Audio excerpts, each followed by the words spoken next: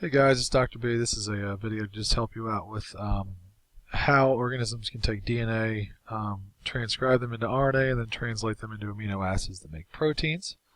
So if we look up here at this particular DNA sequence here, notice the 3' and 5', that's the way that we can figure out basically what's the front and the back of the actual DNA. So RNA polymerase lands on the 3' end and makes new DNA in the 5' to 3' end, since DNA is anti-parallel. So basically what that means is that this new strand is going to have, of course we're making RNA now. I should have said back there, the RNA polymerase makes RNA, not DNA.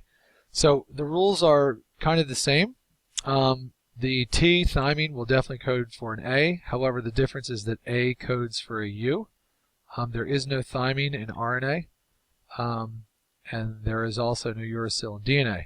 So C is, of course, going to code for a G, and then, of course, I'm going to play the game G, G, A, and then U, C, U. Hopefully you see what I'm doing here, and then C, C, A, and then U, G, A, 3'. So what I have here now in red is RNA. And so now we need to figure out below that, what are the amino acids that those things code for?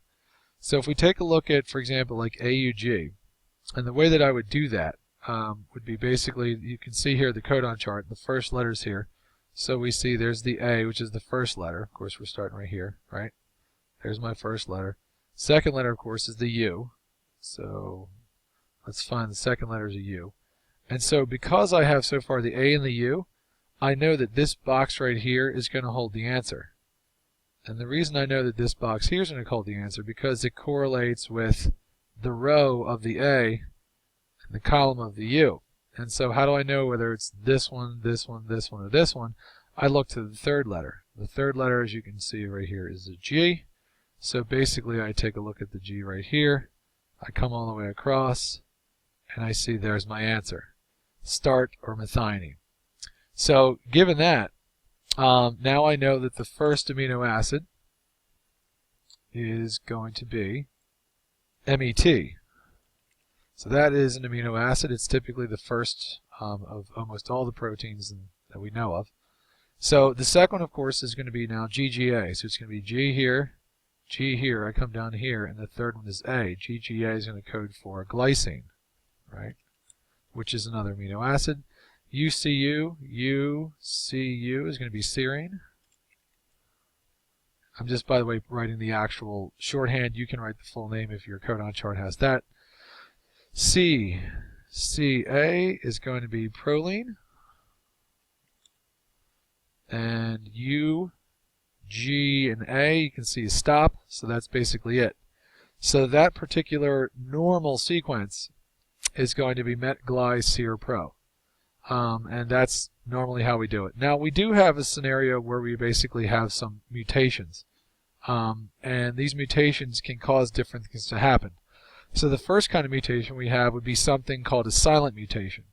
So let's say that we have, for example, see where we have AGA?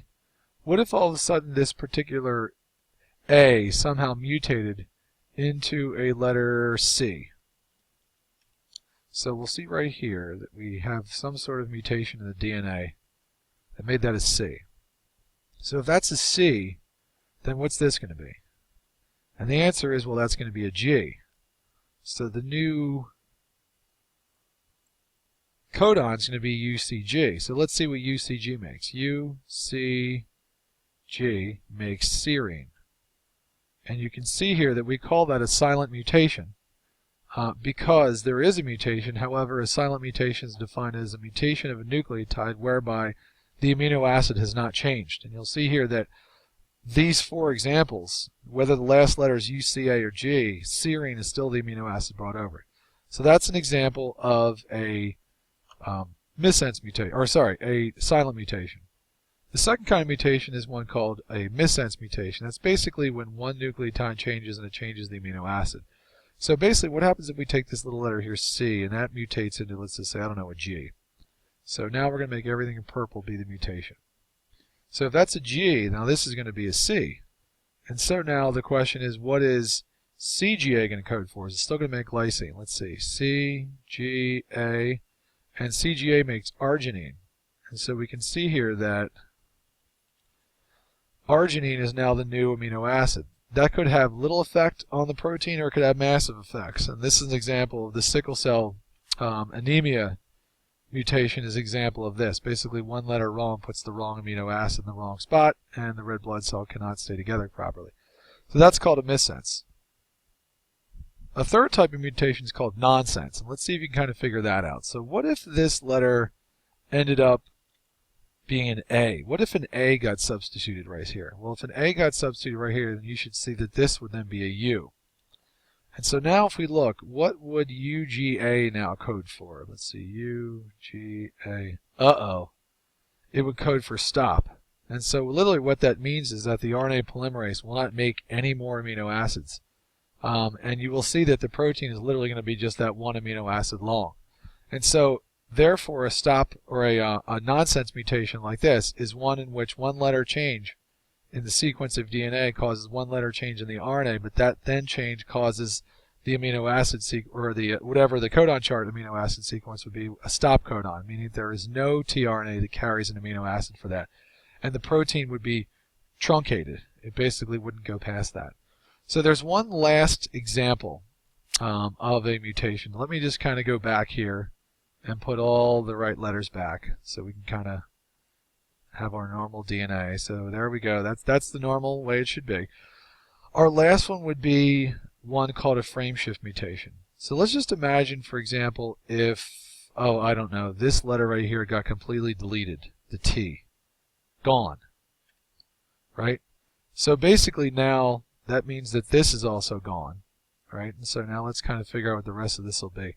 And then the codon's now read in threes. So now what's going to happen is it's going to read CCA, GAG, GTA, CT, whatever the rest is. And as you can see what that's going to do, that's going to basically throw the entire frame completely out of whack. Everything's going to be off by one letter, and that's going to cause massive differences in the amino acid sequence, and that's going to cause basically the protein to be gibberish. So that's by far the worst, and that's called the frame shift mutation. So hopefully this video helped.